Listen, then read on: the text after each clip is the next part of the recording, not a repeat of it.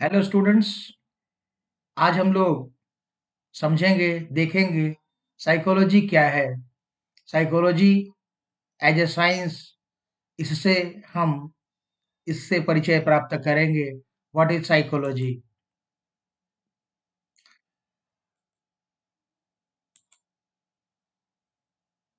सबसे पहले अगर हम बात करें साइकोलॉजी के इटिमोलॉजिकल मीनिंग की, तो साइकोलॉजी वर्ड दो शब्दों से मिलकर बना है, that is psyche and logos. Psyche की मीनिंग होती है माइंड या सोल, माइंड या सोल, और लोगोस की मीनिंग होती है स्टडी या साइंस। तो इसलिए साइकोलॉजी की मीनिंग हुई,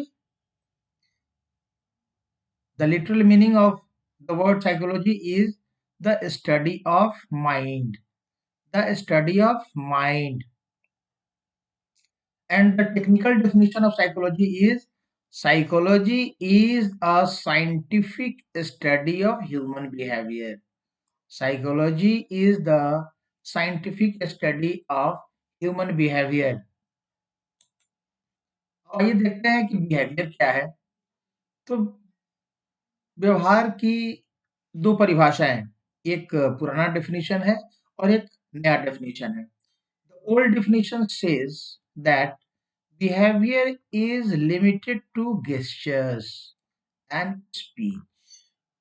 जो हाव भाव हमारे होते हैं और जो हमारी भाषा होती है, गेस्चर्स एंड स्पीच, ये मिलकर हमारा बिहेवियर बनता है, जो कि ऑब्जर्वेबल हो एंड मेजरेबल हो।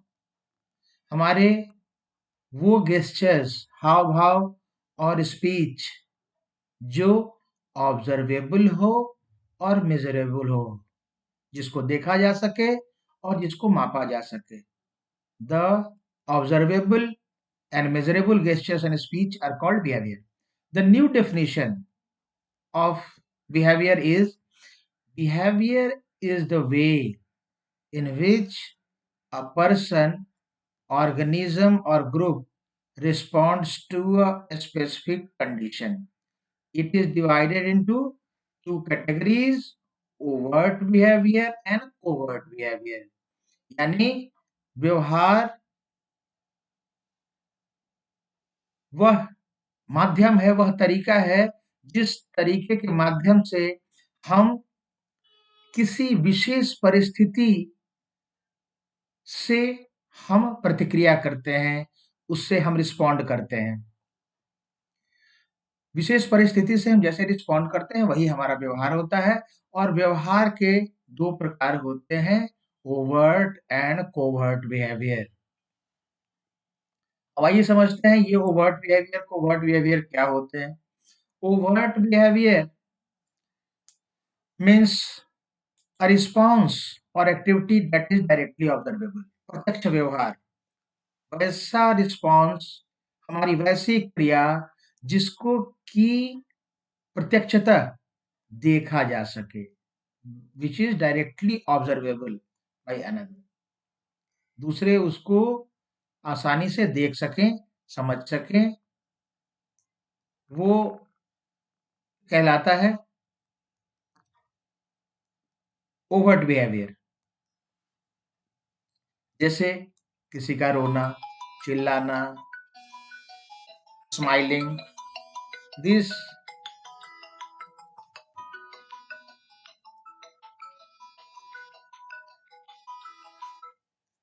is called overt behavior।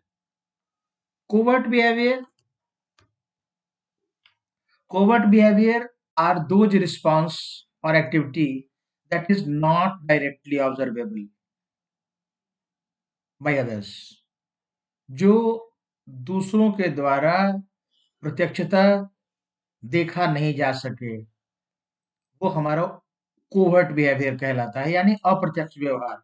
जैसे हमारे थॉट्स, हमारी फीलिंग्स, इमोशंस, चिंतन, हमारे भाव, हमारा संवेग, इन व्यवहारों को कोई देख नहीं सकता। तो कोवर्ट बिहेवियर कहलाते हैं थॉट्स, फीलिंग्स, इमोशंस, और ओवर्ट बिहेवियर बाकी जो हम क्राइंग, शाउटिंग, स्माइलिंग, ये रोना, हंसना, चिल्लाना, ये सारे बिहेवियर हमारे ओवर्ट बिहेवियर कहलाते हैं। प्रत्यक्ष व्यवहार और अप्रत्यक्ष व्यवहार। और हमने व्यवहारों को समझ लिया, और इन्हीं व्यवहारों का अध्ययन, इन्हीं व्यवहारों का वैज्ञानिक ढंग से अध्ययन मनोविज्ञान कहलाता है, साइकोलॉजी कहलाता है।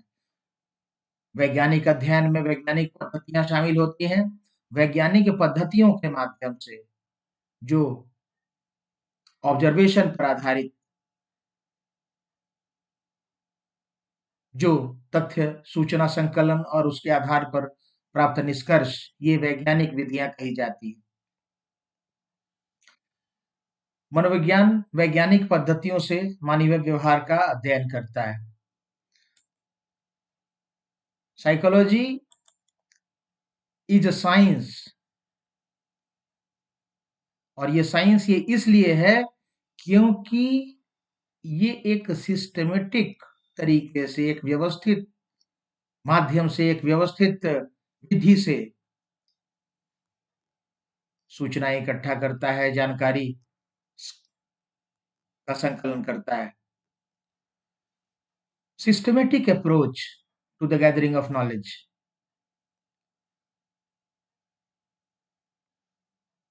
और इसी सिस्टमेटिक अप्रोच के कारण, चूंकि ये सिस्टमेटिक अप्रोच से अध्ययन करता है, तो इसीलिए हम इसको कहते हैं कि ये एक साइंस है, वरना साइंस नहीं कहलाता। जो बातें कल्पना पर आधारित होती हैं, कल्पना से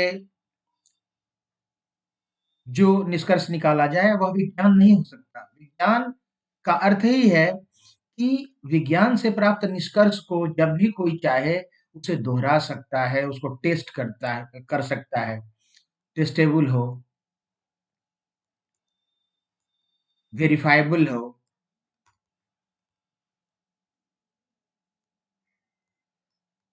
जब चाहे उसको वेरीफाई कर सके।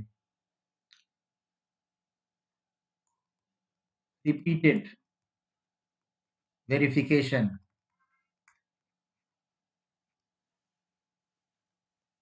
तो इसीलिए हम लोग साइकोलॉजी को कहते हैं इट इज अ साइंस।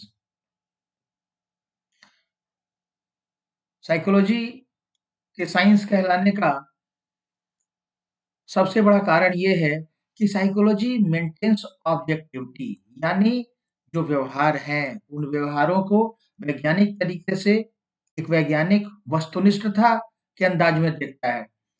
अपनी भावनाओं का उसमें कोई स्थान नहीं होता। एक रिसर्चर, एक साइकोलॉजिस्ट अपने बायसेस को, अपने प्रेजुडिसेस को, अपने पूर्वाग्रह, अपने पक्षपात से संबंधित जो निष्कर्ष हैं उनको मनोविज्ञान में शामिल नहीं होने देता, बल्कि जैसा जो व्यवहार हो रहा है उसको ऑब्जेक्टिवली अध्ययन करता है।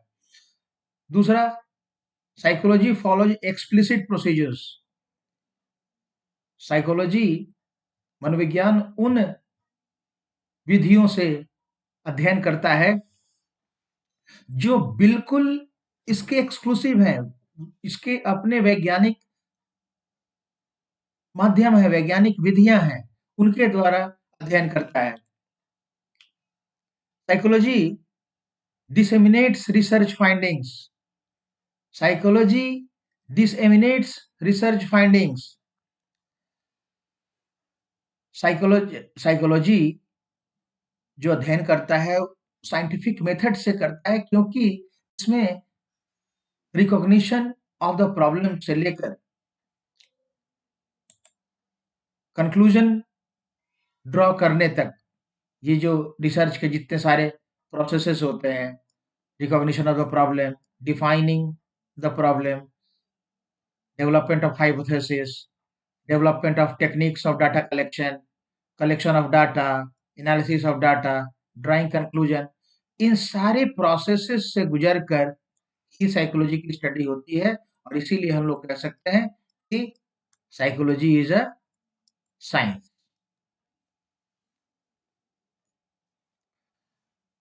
साइकोलॉजी का उद्देश्य होता है टू डिस्क्राइब बिहेवियर, व्यवहारों का अध्ययन करना, to describe behaviour, to identify factors that help predict the behaviour, व्यवहारों का वर्णन करना ही नहीं, व्यवहारों के बारे में जानना ही नहीं, बल्कि व्यवहारों के बारे में प्रेडिक्ट करना, व्यवहारों भविष्य में इन परिस्थितियों में कैसे व्यवहार होंगे, इसके बारे में बताना। तीसरा, टू अंडरस्टैंड और explain behaviour by identifying causes that bring about certain effects. किन किन स्टिमुलाई से क्या व्यवहार होंगे, इसके बारे में जानना। क्या होगा तो क्या होगा, cause and effect relationship establish करना। साइकोलॉजी का एक गोल बिहेवियर को कंट्रोल करना और चेंज करना भी है। बिहेवियर को कंट्रोल करना, चेंज करना, तभी तो एक क्लिनिकल साइकोलॉजिस्ट एक मेंटली इल व्यक्ति का व्यवहार कॉग्निटिव बिहेवियर थेरेपी से चेंज कर पाता है। साइकोलॉजी के बहुत सारे अप्रोचेज हैं, जिन अप्रोचेज से के द्वारा साइकोलॉजी का अध्ययन किया जाता है। एक है neurobiological approach. Neurobiological approach is related to behaviour to events taking place inside the body. शरीर के अंदर जो परिवर्तन हो रहे हैं, जो घटित हो रहा है, उसको समझ करके और उससे हमारे शरीर के अंदर होने वाले परिवर्तनों का हमारे व्यवहारों के ऊपर क्या प्रभाव पड़ता है, इसका अध्ययन अगर करते हैं तो वो न्यूरोबायोलॉजिकल अप्रोच कहलाता है। मतलब with in the brain and the nervous system, क्या दोनों के बीच रिलेशन है। दूसरा अप्रोच है बिहेवियरल अप्रोच, व्यवहारवादी अप्रोच। इस अप्रोच में इस अप्रोच के द्वारा साइकोलॉजी स्टडी मनुष्य के व्यवहारों को देखकर करता है, क्योंकि मनुष्य जो ओवर्ट बिहेवियर कर रहा है, जो दिख रहा है, ओवर्ट बिहेवियर, उन बिहेवियर्स को ऑब्जर्व किया जा सकता है, उनको मेजर किया जा सकता है। अभी हमने जब बिहेवियर की परिभाषा पढ़ी थी, तो हमने देखा था कि behaviour are those activities which are observed and measured, जिनको देखा जा सके, जिनको मापा जा सके। तीसरा अप्रोच है cognitive approach. Cognitive approach cognitive approach में एक साइकोलॉजिस्ट एक्सपेरिमेंट करता है और सिद्धांत बनाता है, डेवलप थ्योरीज, जो कि ये बताते हैं कि how mental processes are organised and function, किस तरह से हमारी मानसिक प्रक्रियाएं कार्य करती हैं, कैसे वो, उनकी संरचना क्या है, उसका संगठन क्या है, हमारी मानसिक प्रक्रियाओं का। मानसिक प्रक्रियाओं का अध्ययन अगर करते हैं, उसके संगठन और कार्यों का, तो वो कहलाता है कॉग्निटिव अप्रोच। और अगला अप्रोच है psychoanalytic approach. Psycho analytic approach जन्मदाता है सिगमंड फ्रायड। यह approach how early experiences affect adults, हमारे बचपन के जो अनुभव होते हैं, उन अनुभवों का हमारे वयस्क होने पर क्या प्रभाव पड़ता है, इन बातों का अध्ययन साइको एनालिटिक अप्रोच में किया जाता है। Psychoanalytic approach also believes that events in our childhood can have a significant impact on our behaviour as adults. हमारे बचपन के अनुभव हमारे युवावस्था में कैसे प्रभाव डालते हैं, ये बहुत महत्वपूर्ण प्रभाव डालते हैं, और इन्हीं का अध्ययन साइकोएनालिटिक अप्रोच कहलाता है।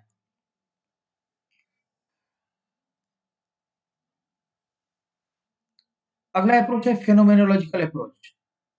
Phenomenological approach seeks to understand events or phenomena as they are experienced by the individual and to do so without imposing any preconceptions or theoretical ideas. जो घटनाएं घटित हो रही हैं, उन घटनाओं को एक व्यक्ति जिस तरह से अनुभव करता है, उसका उसी रूप में अध्ययन, ये फेनोमेनोलॉजिकल अप्रोच कहलाता है। ये अप्रोच फेनोमेनोलॉजिकल अप्रोच कहलाता है। जिस तरह से फेनोमेनन इवेंट्स घट रहे हैं, उनका उसी रूप में अध्ययन करना, किसी तरह की पूर्व धारणा, किसी तरह के प्रीकंसेप्शन, किसी तरह के सैद्धांतिक विचारों का उस पर बोझ डाले बिना केवल घटनाओं का उसी रूप में अगर अध्ययन किया जाए, तो वो कहलाता है phenomenological phenomenological approach phenomenological approach. आइए देखते हैं साइकोलॉजी की क्या कौन-कौन सी शाखाएँ हैं, इसकी कौन-कौन से ब्रांचेज़ हैं।